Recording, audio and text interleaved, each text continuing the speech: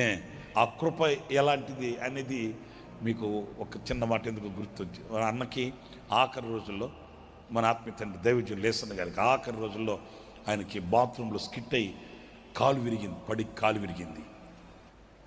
నేను అప్పుడు ఇక్కడే యనమల మందిరంలోనే, అప్పుడు అక్కడ చిన్న మందిరం ఒకటి ఉండేది.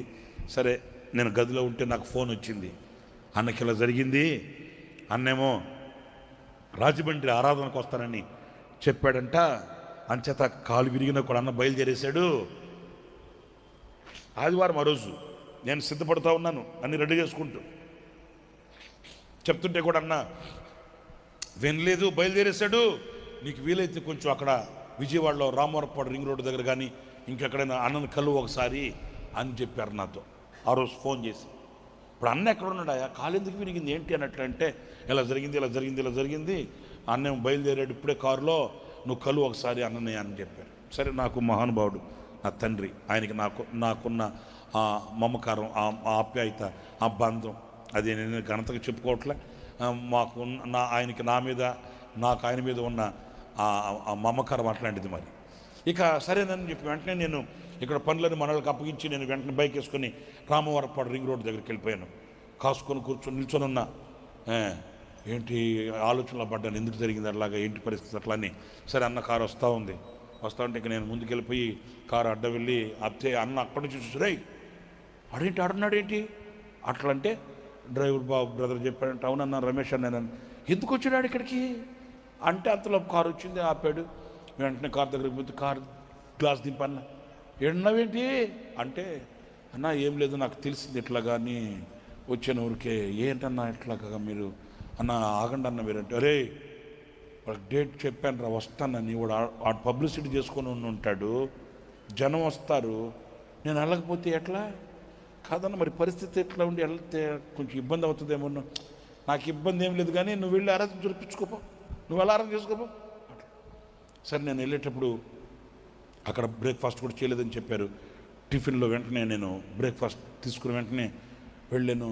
అన్న నేను వస్తాను మీతో కూడా, నేను కనీసం కొంత దూరం అన్న వచ్చి నేను వెనక్కి వచ్చేస్తానంటే, ఆరాధన టైం రా, నువ్వు నాతో వస్తే ఇక్కడ ఎవరు చూపిస్తారు, ఎవరు చూసి జరిపిస్తారు, అవసరం లేదు, నువ్వు వెళ్ళు, నువ్వు వెళ్ళి ఆరాధన జరిపించుకోపో అని ఆ బాక్స్ తీసుకున్నాడు, లోపల పెట్టుకున్నాడు, వెళ్ళిపోయాడు. నేను ఒక చిన్న మాట చెప్తాను. వెళ్ళాడు అన్న, రాజమండ్రి వెళ్ళాడు, కారులోని కూర్చొని ఒక 30 గంట వాక్యం చెప్పి ఆ కాలు విరిగిన అలాగే మరలా రాజమండ్రి నుంచి జర్నీ చేసి వచ్చాడు. సరే, అందరూ సాయంకాలంకి వెళ్ళిపోయాం గుంటూరుకి. ఇక అన్నం కాళ్ళు పడుకున్నారు, కాలు విరిగిందని తెలిసిపోయింది. సరే, ఇక అందరూ గుప్పుగూడాం. మాలో ఒక పెద్ద ఆయన, పేరు చెప్ప వద్దులేండి ఎందుకు, పెద్ద ఆయన, అన్న అట్లా చేస్తే తగ్గిపోద్ది, ఇట్లా చేస్తే తగ్గిపోద్ది, ఇలాగ చేస్తే 3 వారాలు ఎన్నో కాలు కట్టుకుంటుంది, ఇలా చేస్తే 3 వారాలు అని చెప్తా ఉంటే చూడండి, వాళ్ళ అనుభవాలు చూడండి. అన్న విని ఆఖరిలో ఆయన పిలిచాడు, బ్రదరు ఇట్లా అంటే ఆయన ముందుకు వచ్చాడు.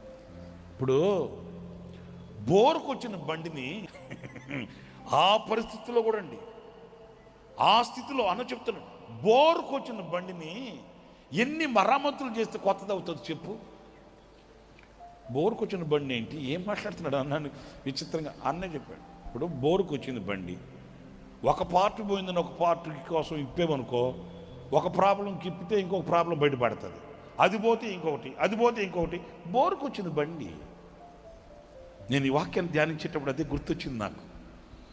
ఆయన నోట వచ్చిన మాట ఆయన చెప్తా, అన్న ఆఖరిలో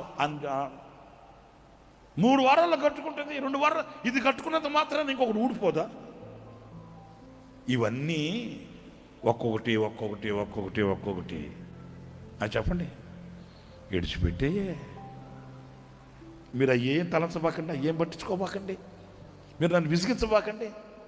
కాలు విరిగింది కదా ఉన్నాయి ఏంటి ఇప్పుడు అయిపోయింది, ఇవన్నీ విడిచిపెట్టాయే. నేను 4 విషయాలు చెప్తూ వచ్చానే, ఒక్కొక్కటి ఇవన్నీ విడిచిపెట్టాయే. ఇది చేస్తే కట్టుకుంటుంది, అది చేస్తే కట్టుకుంటుంది, ఇలా చేస్తే అలా చేస్తే ఏదేదో ఆలోచనలు విసిగించబాకండి, ఇవన్నీ విడిచిపోయాయే. అదే దైవజనుడు ఆఖరి రోజుల్లో మంచం మీద పడుకుని మూలుగుతూ కూని రాగాలు తీస్తూ మమ్మల్ని కోసపెట్టుకొని